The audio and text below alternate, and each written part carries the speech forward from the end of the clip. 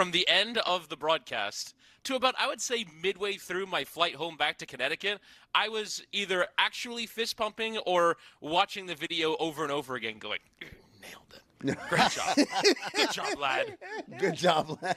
Good job, lad. All right, well, take us through it then, because it's weird. Yeah. It's weird to have everyone just milling about waiting for a result, and I know people in the sport are frustrated with all of the instant replay stuff. Yeah, and it's also one of those where I think there's a real difference between how American sports are administered and how European football is administered, because there is no announcement. There's no announcement. There's no after further review, our call is whatever. There is no even the referee didn't do the little TV screen VAR thing yesterday. It was just we came back from a replay and he points at both of his legs and then does the wave away thing. And I'm supposed to know what that means, having not been on site, having not seen any of the incident. We're actually in replay while we kind of are hearing some boos. And so I was trying to remember almost what are the moments that's happened before. I remember covering a Europa League game last year where there was a free kick and the ball hit the crossbar and hit the crossbar so hard that it came back to the original taker. And he played it from there. The team scored a goal, and it got ruled out because that is a double kick. You're not allowed to do that, even from a free kick. And so I actually went and read the law on double kicking, and that is how I remembered that for that moment. And it's one of those where you don't really have a ton of information. You don't have a rules expert in your ear, and you got to figure out in real time the information that the viewer will need to know to process the information. Because if I don't explain that rule, or if I don't say this is what they're looking at, and all of a sudden the referee's doing this, that's really confusing for the audience. And I actually talked to a few friends yesterday that were watching the game on mute and didn't know what was going on and still don't really know what happened.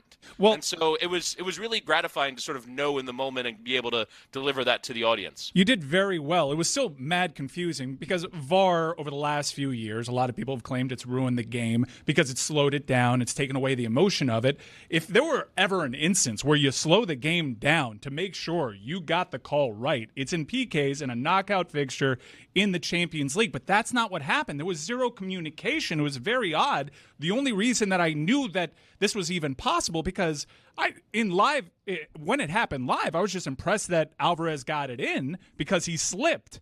And this is not the spirit of the rule when it comes to the double touch. He slipped. He barely grazed it. If he did, the replays were not conclusive. You guys did so well. I mean, Hudson's been around the block, and even he was kind of stunned at what happened. We have audio of you guys reacting to it real time. I think when you consider the scenario, guys handled this about as well as you possibly could.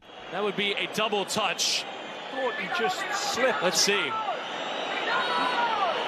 Doesn't really look like it there. Not from that angle.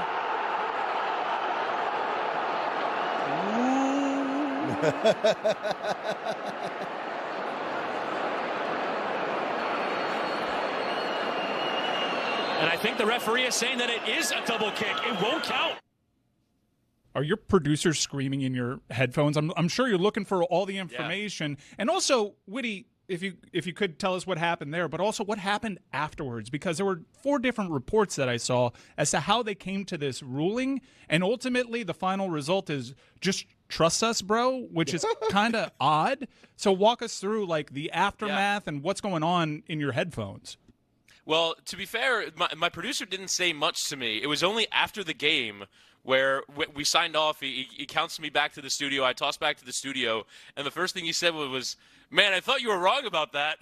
And I was really scared in real time that you got that wrong. But it was definitely almost like a gamble. It's one of those where you say it and you're wondering why everyone's standing around. I think that's the biggest thing. And to be fair, having watched the video like 100 times now, the Real Madrid players, Jude Bellingham most prominently, is standing there going, dos tocadas, which is Spanish for 2 touches. And so he was standing there kind of saying they had seen that. And I was trying to piece it all together, and realistically, I was just waiting to see, because again, we don't have the announcements. I was just waiting to see what the announcement, what the signal was going to be. And the referee kind of points to both of his legs and go, double touch, wave away, and you're kind of context clue guessing. And for me, the sort of moment of vindication was, so immediately Real Madrid take their 3rd penalty, which was converted by Federico Valverde, and the next So they show the replay, they come out of it, and they do that little score bug thing where it has the green squares and the red squares that show converted or not converted. And when the red square came up for the second Atletico, I say, okay, I got it right, and we're moving on. Now, to answer your second question about what happens after the game, it was kind of theorized that maybe they have semi-automated offside technology, and it determines kick points, meaning there's some kind of way that they figure out when and where the ball was touched. And so they could use that technology maybe to figure it out. But according to the people that were on the ground, according to UEFA, they only determined that it was a double touch from the video. And like you said, Mike, it was incredibly quick to determine something that has been analyzed so granularly since. It was Brazilian TV, actually, that found this one angle, and they kept back and forth and back and forth and back and forth. And you finally see that first initial touch where he gets it, and then he kicks it onto that first leg that went slipping. So, yeah, it's remarkable that they determined it so quickly, and then they moved on so quickly. It wasn't like, oh, the Atleti crowd or the Atleti players or the manager started arguing. It was just straight on to the third take, and you're kind of going, I hope I got this right. Witty, when you think about these kind of situations where there isn't, as you said, the guy's not mic'd up, there isn't a big announcement, is there a particular reason for that, or is this just the relative European lack of sophistication towards the customer experience, the way our sports here is so geared to being customer engaging, and they're over there like, hey, if you didn't figure it out, then you don't watch the sport enough? Yeah, I really think that it is just sort of pig-headedness in my mind.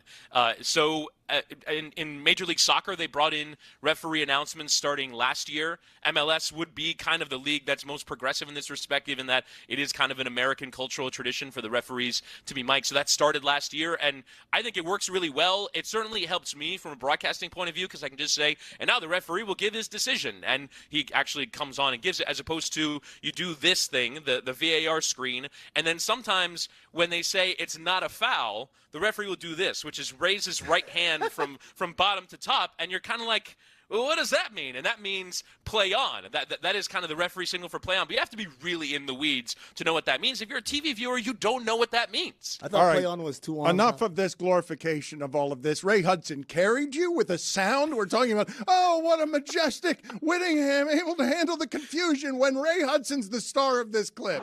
He always is the star. Yes, he's always the star, and you have the to be. The ghost is back. You sound and look like a pilot. You sound and look like a helicopter pilot. I would trust you. I would trust you, and I would trust that flight because you handled that in times of crisis, and you look over, and you're with Ray Hudson, and that's as good as your career gets, correct?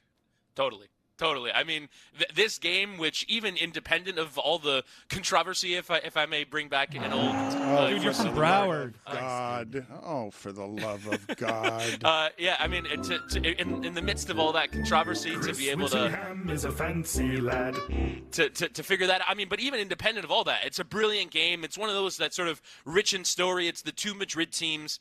They played in the Champions League 4 times over, I want to say, 6 years, and Atleti lost all of them. They've never beaten Real Madrid in the European Cup. They've never won the European Cup, and Real Madrid have won it 15 times. So it's one of those where it's a big sort of narrative game where can Atleti finally do it? They score in the first 30 seconds of the game. They're grinding it out. They're defending the entire time. They go to penalties and think, oh, maybe we can finally win this lottery. And instead of actually finally winning it, they have a double kick, which is the most absurd, crazy way for that to have happened. Was that a slurp? That was a slurp. That was a slurp? That was a intake of breath. Wow, after like one of your finest professional moments. That was a slurp. Really, a slurp. And actually, that was an intake of breath. Boy, let me tell you something. Witty, I know what a slurp sounds like, and that was a slurp. We all. Am I eating something? I'm not eating anything. We'll isolate the slurp like and embarrass you. Do our best to make sure you never call a World Cup game.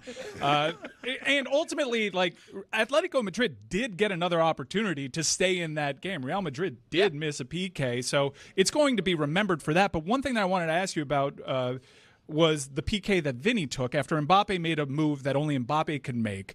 Just makes something out of nothing, takes on two defenders that both have an angle on him, cuts it inside, forces the PK. How does Mbappe not take that? Instead, they go to Vinny Jr., who's been subjected to so much racial abuse, particularly in that stadium. The moment seems huge. The crowd is going nuts. He's getting yelled at all sorts of obscenities I can only imagine given the history, and he sails it. What was the decision there to go with Vinny?